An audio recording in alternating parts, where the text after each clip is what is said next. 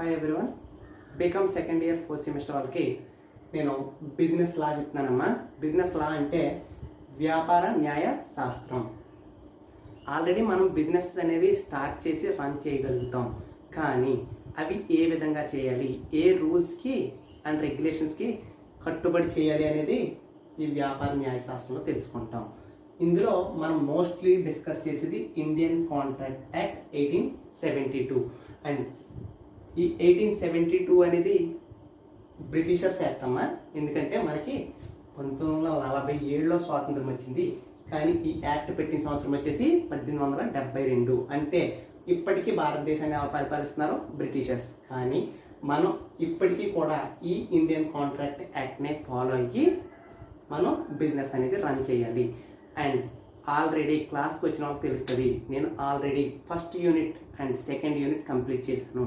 First యూనిట్లో agreements అంటే ఏంటో చూసాం, కాంట్రాక్ట్స్ అంటే ఏంటో చూసాం, అగ్రిమెంట్స్లో వ్యాలిడ్ చూసాం, వైడ్ చూసాం, అగ్రిమెంట్స్ కావాల్సిన అవసరతలు చూసాం.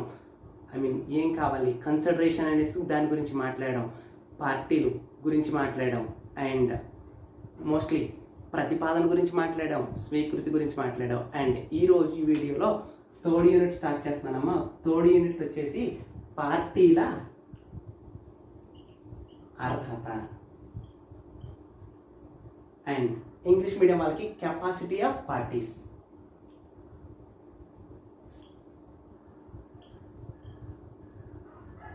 ఏ అగ్రిమెంట్ అవ్వాలన్నా, ఆ అగ్రిమెంట్ కాంట్రాక్ట్ అవ్వాలంటే కనీసం ఎంతమంది ఉండాలండి? 2 పార్టీస్ ఉండాలి. కనీసం 2 పార్టీస్. అందులో ఒకడు ప్రతిపాదన ఇచ్చేవాడు అండ్ వేరొకడు ప్రతిపాదనకు స్వీకృతి ఇచ్చేవాడు. అంటే ఒకడు ఆఫర్ అండ్ ఆఫరీ, ఇద్దరు వ్యక్తులు ఉండాలి. అందులో ఆ పార్టీస్ ఎలాంటి అర్హతలు కలిగి ఉండాలి అనేసి ఈ థర్డ్ యూనిట్లో మనం చూస్తాం. అందులో ఫస్ట్ వన్ అంటే ఇంకొక విషయం ఏంటంటే ఎవరితో అగ్రిమెంట్స్ చేసుకోవచ్చు, ఎవరితో అగ్రిమెంట్స్ చేసుకోకూడదు. అండ్ ఎవరితో చేసుకోకూడదో తెలిస్తే ఎవరితో చేసుకోవచ్చో మనకు ఆల్రెడీ అర్థమవుతుంది. అండ్ మనం డిగ్రీ సెకండ్ ఇయర్లో ఉన్నామంటే కనీసం ఆలోచించగలుగుతామా లేదా. అండ్ ఫస్ట్ వన్ వచ్చేసి కెపాసిటీ ఆఫ్ పార్టీస్లో మైనర్ అండి.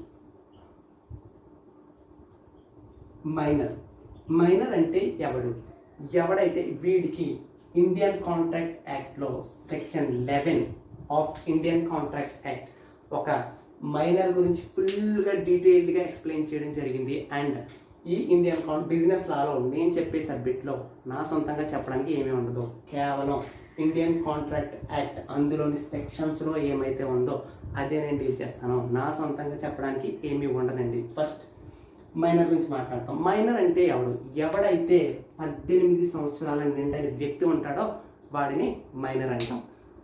ఎవరికైతే 18 సంవత్సరాలు నిండుతాయో వాడిని మేజర్ అంటాం. అండ్ మైనర్తో అగ్రిమెంట్స్ చేసుకోవచ్చా, చేసుకోకూడదా? అండ్ ఇండియన్ కాంట్రాక్ట్ యాక్ట్లో మైనర్తో అగ్రిమెంట్ చేసుకుంటే చెల్లుబడి కావు అని చెప్తుందండి. కానీ కొన్ని సందర్భాల్లో ఇన్ సర్టెన్ సర్కమ్స్టాన్సెస్ అండ్ కొన్ని సందర్భాల్లో మైనర్తో అగ్రిమెంట్స్ చేసుకోవచ్చు. అండ్ కొన్ని సందర్భాలతో మైనర్ ఒకవేళ మనల్ని మోసం చేసి అగ్రిమెంట్స్లో ఎంటర్ అయినప్పటికీ మైనర్కి ఎటువంటి బాధ్యత ఉండదు. అండ్ ఫస్ట్ కండిషన్ ఏంటంటే మైనర్తో ఎలాంటి అగ్రిమెంట్స్ చేసుకున్నా అవి వైడ్ అండి, అంటే చెల్లుబడి కావు. ఒకవేళ అవసరాల నిమిత్తం, ఫర్ ఎగ్జాంపుల్ మైనర్కి చాలా ఆస్తి ఉందండి, కానీ వాళ్ళ పేరెంట్స్ చచ్చిపోయారు లేదా వాళ్ళ పేరెంట్స్ లేరు, అండ్ వాడి అవసరాల నిమిత్తం మనం కాంట్రాక్ట్ చేసుకుని వాడి అవసరాలు మనం తీర్చినట్లయితే వాటికి అయిన ఖర్చు అనేది మనం తిరిగి రప్పించుకోవచ్చు. కానీ విలాసాలకి కనుక మనం ఖర్చు పెడితే అవి మనం మళ్ళీ కోర్టులో కేసు వేసినప్పటికీ మనకి తిరిగి రావు. అండ్ అవసరాలు అంటే ఏంటి? ఫుడ్ అండి. ప్రతి వ్యక్తికి కనీస అవసరాలు 3. ఒకటి ఫుడ్, షెల్టర్, క్లోతింగ్. అంటే ఆహారము, నివాసము, బట్టలు. అండ్ ఈ 3టిని ప్రొవైడ్ చేస్తే దానికి అయిన ఖర్చుని మనం ఎప్పటికైనా తిరిగి తీసుకోవడం జరుగుతుంది. ఎక్కడి నుంచి? మైనర్ నుంచి. అండ్ ఇప్పుడు ఎడ్యుకేషన్ కూడా ఉందండి. ఎడ్యుకేషన్ మైనర్కి ఎడ్యుకేషన్ చదువు చెప్పిస్తే, అంటే వాడిని ఒక స్కూల్లో జాయిన్ చేసి చదువు చెప్పిస్తే దీనికి ఆయన ఖర్చు, ఫుడ్కి అయిన ఖర్చు, వాడి నివాసానికి అయిన ఖర్చు, వాడి బట్టలకు అయిన ఖర్చు అండ్ వాడి కనీస అవసరాలకు అయిన ఖర్చుని మనం రిఫండ్ చేసుకోగలుగుతాం. అండ్ వాడి కనీస అవసరాలకు మనం అప్పిచ్చినా సరే, ఏంటంటే మైనర్ యొక్క కనీస అవసరాలకు మనం డబ్బులు అప్పిచ్చినా వాటిని రికవరీ చేసుకోవడం జరుగుతుంది.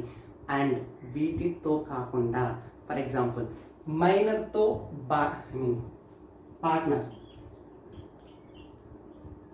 పార్ట్నర్షిప్లో మైనర్ని యాడ్ చేసుకోవచ్చా లేదా?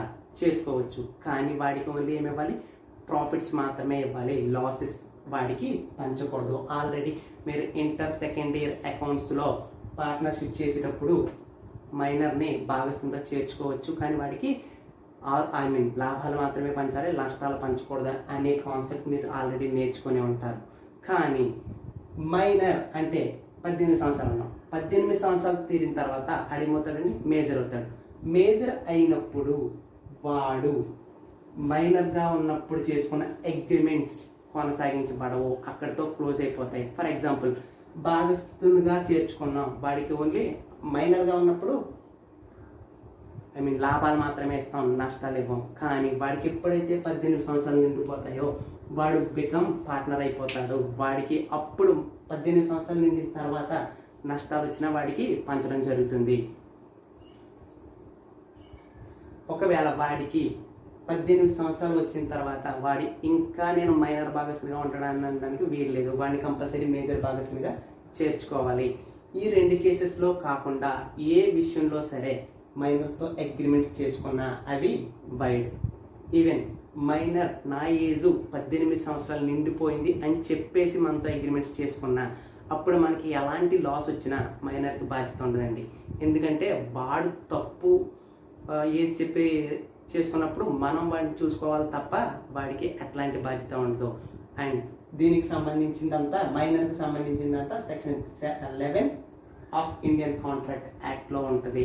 అండ్ నెక్స్ట్ ఇది కెపాసిటీ ఆఫ్ కాంట్రాక్ట్స్ గురించి మాట్లాడుతున్నాం, పార్టీల అర్హత గురించి మాట్లాడుతున్నాం, అండ్ మైనర్ గురించి మనం ఆల్రెడీ చెప్పేసాం. నెక్స్ట్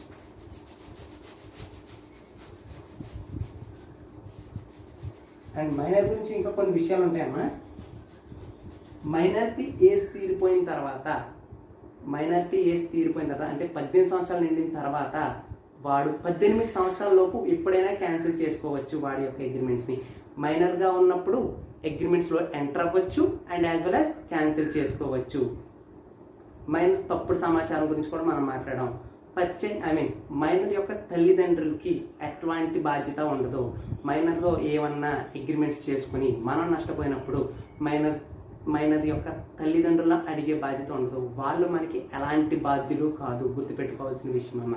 కానీ వాడి యొక్క అవసరతల నిమిత్తం అగ్రిమెంట్స్లోకి వెళ్తే వాడి యొక్క అవసరతల నిమిత్తం మనం డబ్బులు ఇస్తే వాటిని మనం రికవర్ చేసుకోవచ్చు. నెక్స్ట్ విదేశీయులండి. విదేశీయులు అంటే ఎవరైతే మన దేశం భారతదేశం అంటే మన భారతదేశంలోని వ్యక్తి కాకుండా బయట వ్యక్తి ఎవరైనా సరే మనకి ఏమవుతాడండి విదేశీయుడు అంటాడు. ఇందులో మళ్ళీ విదేశీ మిత్రుడు, విదేశీ శత్రువు అని చూడండి. ఇక్కడ విదేశీ మిత్రుడు అంటే ఎవడి దేశంలో అయితే ఫర్ ఎగ్జాంపుల్ మనకి అమెరికాకి మంచి సంబంధాలు ఉన్నాయి కాబట్టి మనము అమెరికాలోని వ్యక్తి విదేశీ మిత్రుడు అవుతాడు. కానీ పాకిస్తాన్కి మనకి మంచి సంబంధాలు ఉన్నాయా? లేవు. ఎందుకంటే వాళ్ళకి మనకి ఇప్పుడు వార్స్ జరుగుతుంటాయి కాబట్టి అందులోని వాడు శత్రువు అంటారు. ఎందుకంటే అండ్ ఒక్కొక్కసారి విదేశీ మిత్రుడు కూడా శత్రువు కింద అవ్వచ్చు. ఫర్ ఎగ్జాంపుల్ అమెరికాతో మనకి యుద్ధం జరిగినప్పుడు ఆ మిత్రుడు కూడా మనకి ఏమవుతాడండి శత్రువు అవుతాడు. సో విదేశీయులు అంటే ఎవడైతే మన దేశానికి వెలుపల ఉన్నాడో వాడిని విదేశీయులు అంటాం. అందులో విదేశీ మిత్రుడు అండ్ విదేశీ శత్రువు. అండ్ యుద్ధ సమయంలో ఏ వ్యక్తి అయినా ఆ దేశం యుద్ధం ఏ దేశంతో అయితే చేస్తున్నామో ఆ దేశంలో ఏ వ్యక్తి అయినా ఏమవుతాడండి విదేశీ శత్రువు అవుతాడు. అండ్ విదేశీయులకి విదేశీ మిత్రులతో ఏ అగ్రిమెంట్స్ అయినా చేసుకోవచ్చు. కానీ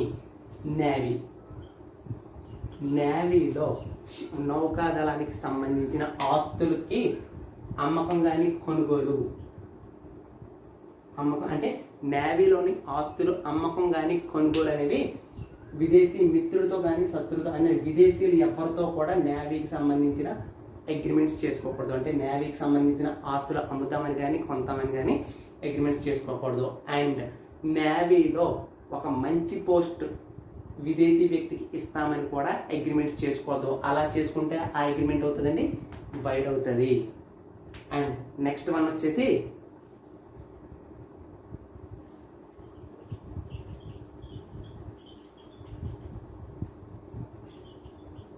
మతి భ్రమించిన వ్యక్తులండి. ఏం మాట్లాడుతున్నాం? మైనస్తో అగ్రిమెంట్స్ చేసుకోకూడదన్నాం, విదేశీ శత్రువులతో అగ్రిమెంట్స్ చేసుకోకూడదు. అండ్ విదేశీ శత్రువులతో యుద్ధం చేసినప్పుడు ఒకవేళ అంతకుముందు అగ్రిమెంట్స్ జరిగిపోయి ఉంటే ఆ యుద్ధ సమయాల్లో ఇది తాత్కాలికంగా కానీ శాశ్వతంగా కానీ విదేశీ వ్యక్తులతో చేసిన అగ్రిమెంట్స్ అనేవి క్యాన్సిల్ అవుతాయి. అంటే ఏ దేశంతో అయితే యుద్ధం జరుగుతుందో ఆ దేశంలోని వ్యక్తులతో మనం ఎలాంటి అగ్రిమెంట్స్ యుద్ధానికి ముందు చేసుకున్నప్పటికీ క్యాన్సిల్ అవుతాయండి. అండ్ ఇప్పుడు కాన్సెప్ట్ ఏంటి? మతి భ్రమించిన వ్యక్తులు. అండ్ వీడిని లూనటిక్స్ అంటారండి, ల్యూనటిక్స్ అంటారు. అంటే వీడికి మతి భ్రమించే ఉంటుంది, కానీ 6 నెలలేమో మంచిగా ఉంటాడో 6 నెలలేమో మతి భ్రమించడం, అంటే పార్ట్లీ పిచ్చోడు అయిపోతాడు అనమాట. అండ్ మార్నింగ్ ఏమో మంచిగా ఉంటాడు, ఈవినింగ్ ఏమో పిచ్చోడు. అంటే కొంతకాలం మానసిక ఒత్తిడిల వల్ల మానసికంగా వాడికి ఏమైనా ప్రాబ్లమ్స్ వచ్చింటే వాడిని ఏమంటారో లూనటిక్ అంటారండి. Next idiot. అంటే ఇది పూర్తి పిచ్చోడు, ఇది పార్ట్లీ పిచ్చోడు అండి. లూనటిక్ అంటే అప్పుడప్పుడు పిచ్చోడు అవుతాడు, కానీ ఈడియట్ అనేవాడు ఎప్పుడూ పిచ్చిగానే ఉంటాడు. అంటే వీటితో అగ్రిమెంట్స్ చేసుకోకూడదు, అంటే పిచ్చోళ్ళతో అగ్రిమెంట్స్ చేసుకోకూడదు. ఆల్రెడీ ఇది కొంచెం క్లాస్లో డిస్కస్ చేశాను. అండ్ లూనటిక్తో మతి ప్రేమించకుండా మతి స్థిమితంలో ఉన్నప్పుడు అగ్రిమెంట్స్ చేసుకుంటే అవి వ్యాలిడ్. అండ్ నీవు చేసుకున్న అగ్రిమెంట్ మతి ఉన్నప్పుడు చేసుకున్నావా లేదా మతి చెడిపోయినప్పుడు చేసుకున్నా అనేది ఎవరైతే పార్టీ అగ్రిమెంట్స్ చేసుకుంటారో వాళ్ళు నిరూపించుకోవాల్సిన అవసరం ఉందండి. అండ్ ఆ అగ్రిమెంట్ వైడ్ అవ్వాలా వ్యాలిడ్ అవ్వాలా అనడానికి. And idiot. And third one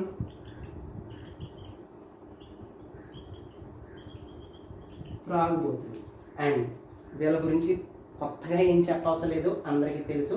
తాగినప్పుడు మనిషి ఏ విధంగా ఉంటాడు, అండ్ ఆ స్టేజ్లో ఉన్నప్పుడు తాగినప్పుడు వాడి యొక్క మైండ్ అనేది సరిగా పనిచేయదు.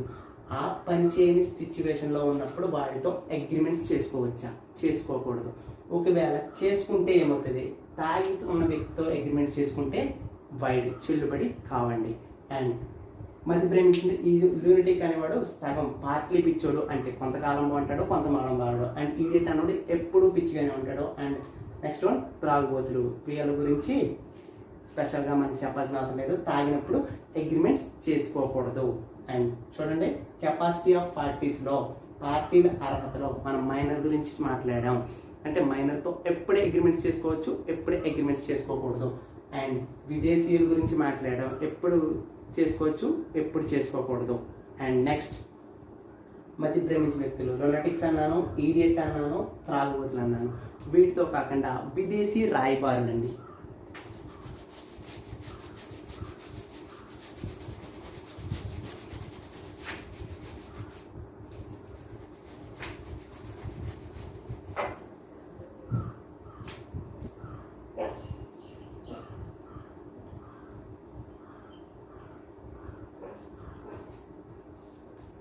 విదేశీ రాయబారులు అంటే ఇండియన్ అంబాసిడర్స్ అంటారు. అంటే ఇండియన్ ఎంబసీలోని అత్యున్నతమైన స్థాయిలో ఉన్న విదేశీ రాయబారులు. వీటికి విదేశీయులు వేరు వీళ్ళు వేరు. విదేశీయులకి సంబంధించినవి అని విదేశీ మిత్రులు విదేశీ శత్రువు అని ఉండరు. ఎందుకంటే వీళ్ళు భారతదేశంలోనే ఉండే విదేశీయులు, అది అత్యున్నతమైన స్థాయిలో ఉంటారు కాబట్టి వీళ్ళకి స్పెషల్గా కొన్ని రైట్స్ అనేవి ఉంటాయండి.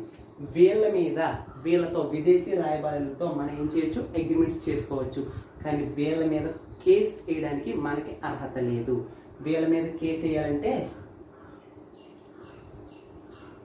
సెంట్రల్ గవర్నమెంట్ యొక్క పర్మిషన్ తీసుకోవాలి.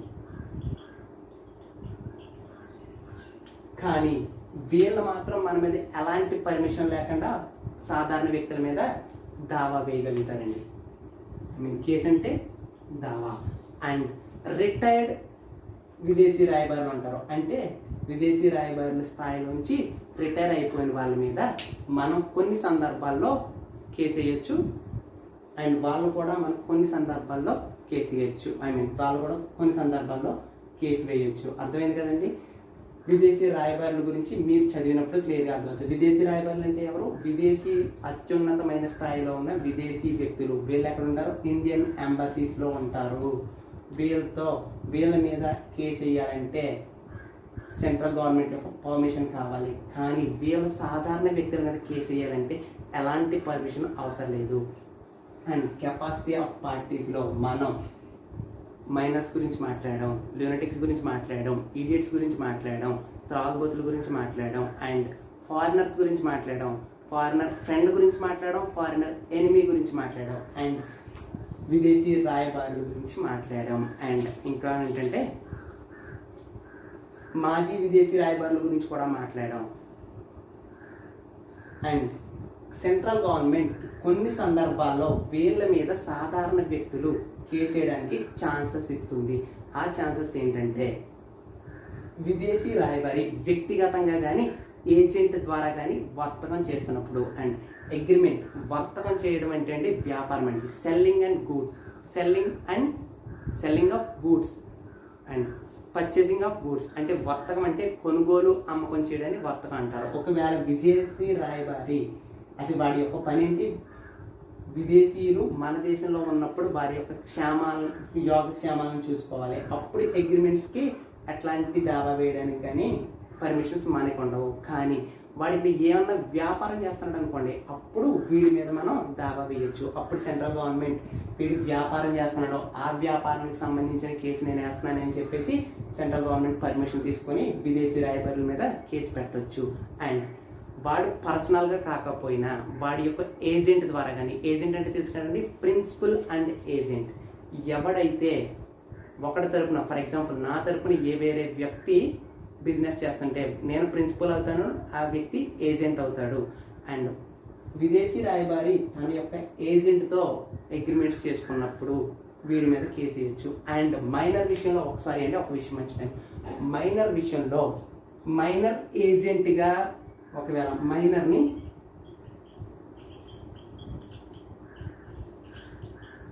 మైనర్ ఏజెంట్గా ఒక అగ్రిమెంట్ చేసుకున్నాడు మనతో. సో ఇప్పుడు ఇది ఎవడైతే వీడికి అండ్ మైనర్ ఏజెంట్గా మనతో బిజినెస్ చేశాడు. అండ్ మైనర్ ఏమన్నా తప్పులు చేస్తే దానికి మైనర్ బాధ్యుడు కాదు, వాడి యొక్క ప్రిన్సిపల్ బాధ్యుడు. అండ్ మనకి ఎవడి మీద కేసు వేయాలి?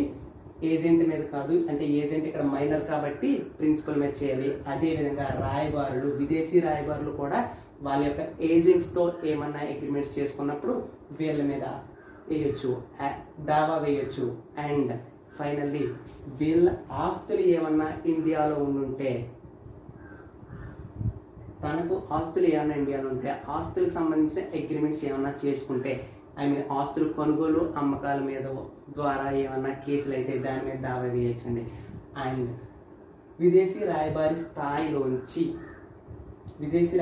స్థాయిలోంచి మన ఏపీ గవర్నమెంట్ కానీ వాడు కానీ రిటైర్మెంట్ అయిన తర్వాత సాధారణ వ్యక్తి కింద సెంట్రల్ గవర్నమెంట్ యొక్క పర్మిషన్ తీసుకొని వాడి మీద కేసులు పెట్టవచ్చు. అండ్ కెపాసిటీ ఆఫ్ పార్టీస్లో మనం చూసాం, ఎవరి గురించి చేసాం? మైనర్ గురించి చూసాం, త్రాగుబోతుల గురించి చూసాం. అండ్ ఇంకొకడు ఉన్నాడంటే దివాలా తీసిన వ్యక్తి.